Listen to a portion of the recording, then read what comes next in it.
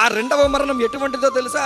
అక్కడ అగ్ని ఆరదు, పురుగు చావదు. ఆ మరణంలోనికి ఒక్కసారి వెళ్ళిన తర్వాత తిరిగి వచ్చే అవకాశమే లేదు.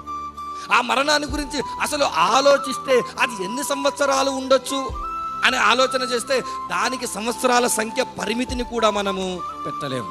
ఈ భూలోకంలో ఉన్నప్పుడు ఎప్పుడైతే బ్రతికినంత కాలం మంచిగా బ్రతికి ఒక్కసారి శారీరకమైనటువంటి మరణాన్ని చూస్తామో అక్కడ నుంచి మనం ఎదుర్కోవాల్సింది ఏంటో తెలుసా?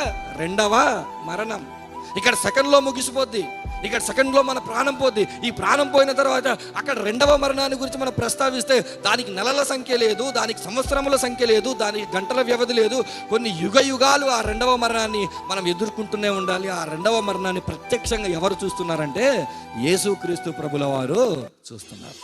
ఆ రెండవ మరణాన్ని చూస్తున్నప్పుడు భూమి మీద అనేక మంది భూమి మీదకి వచ్చి బ్రతికి పాపము చేసి ఆ రెండవ మరణాన్ని పొందుకుంటున్నారు.